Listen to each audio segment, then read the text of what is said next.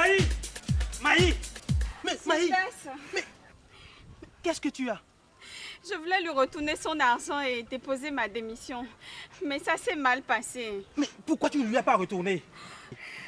Je n'ai pas l'esprit en place. Trouvons un endroit calme et je t'explique tout. Non, ce n'est pas la peine. J'ai déjà tout compris.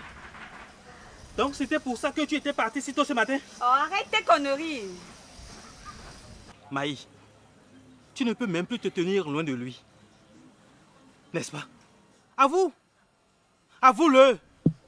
Et tôt ce matin, tu es parti déjà chercher ta dose. Gildas, arrête. Arrêtez! Arrêtez pour une femme qui pue l'homme. Arrêtez pour une femme qui pue son amant de patron.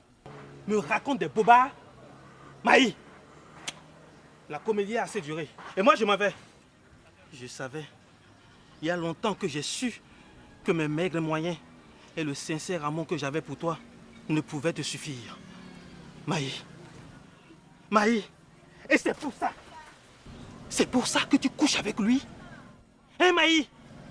C'est pour ça que tu couches avec lui. Cette fois-ci-là, tu n'en jouiras pas. Tu n'en jouiras pas.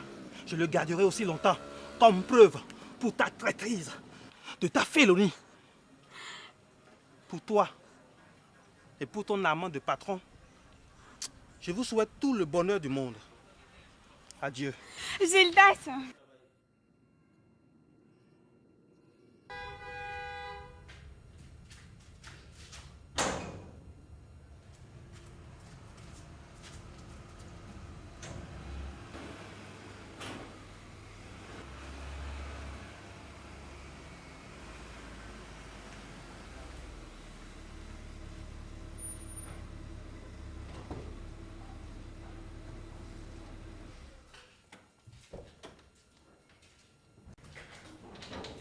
Voilà arrivé, maman. Oh, merci ma chérie. Qu'est-ce qui t'occupe tant?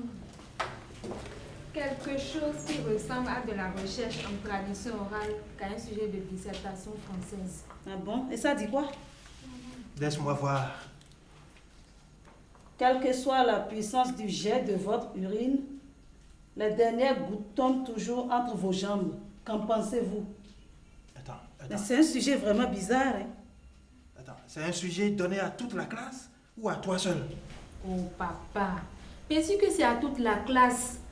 Seulement que je sais que le professeur lira ma copie avec beaucoup plus d'attention. Mais t'inquiète pas, ta fille sait bien se défendre. Ah non. Je ne permettrai pas à un vil enseignant de mettre le grappin sur ma fille, hein? Mais qu'est-ce que c'est que cette bêtise-là? C'est un sujet, ça? Comment ça?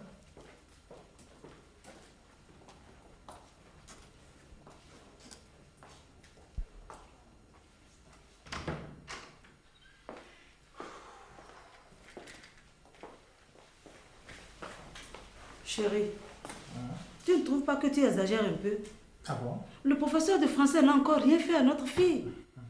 Il faut justement pas attendre qu'il lui fasse quelque chose avant de réagir. J'ai du flair, moi, avec un tel sujet. Il y a à coup sûr du harcèlement dans l'air. Interroge bien ta fille. Elle a peut-être des choses sérieuses à t'avouer. D'accord? Entendu?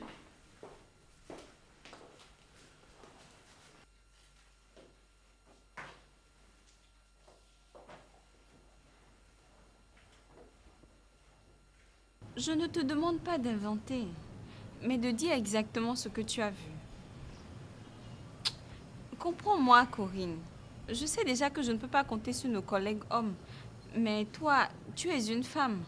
Comme tu ne peux pas me refuser ton témoignage.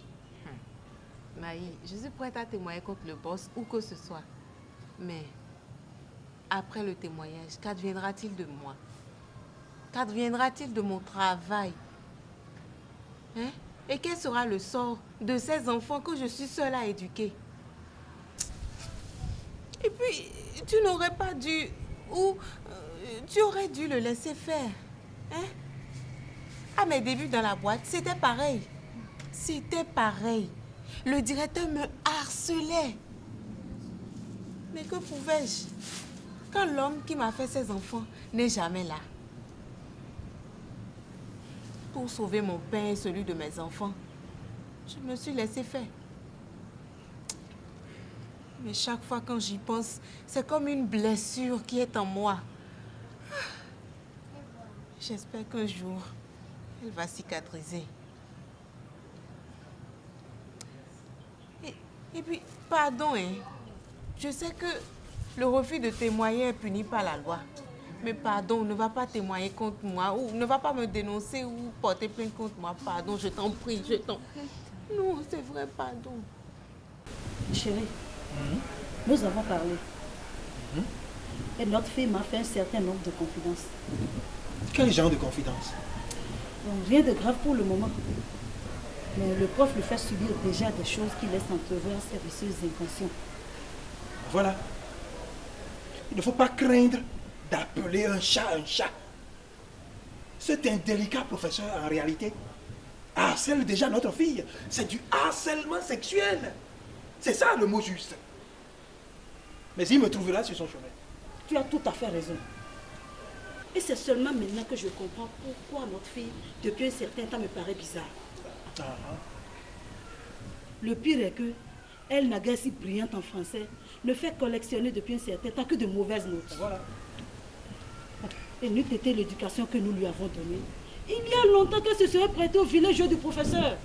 En tout cas, s'il faut humilier cet indélicat professeur devant tous les élèves du collège, ou même le jeter en prison, pour qu'il comprenne que le harcèlement sexuel est puni et sévèrement puni par la loi au Bénin, je le ferai.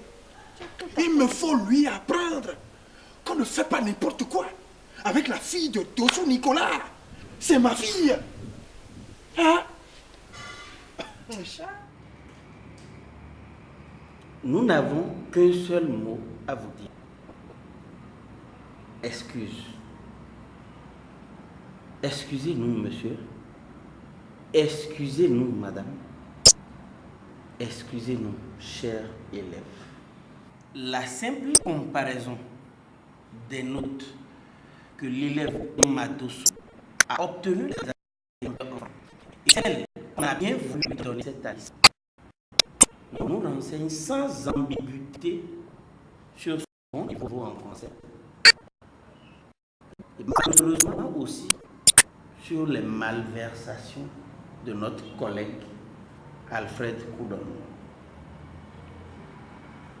Nous ne faisons aucune affirmation gratuite, car avant de convoquer ce conseil des professeurs élargi aux membres du bureau de l'association des parents d'élèves, nous avons pris la peine de faire nos enquêtes.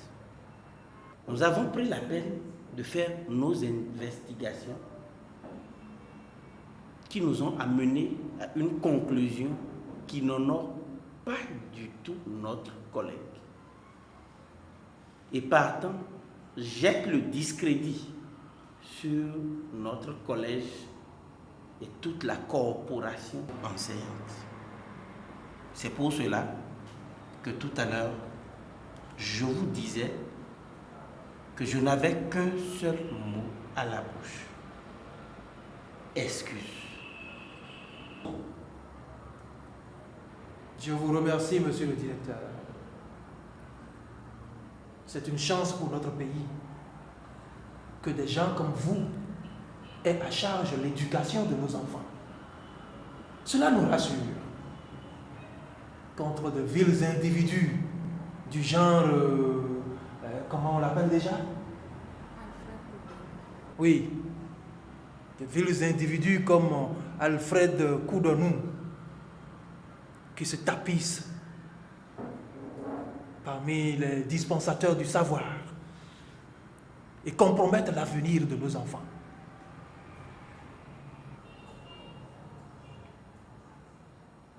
Pour vous parler du fond de mon cœur, c'est grâce à votre directeur et aux multiples démarches qu'ont entreprises de très respectueuses personnes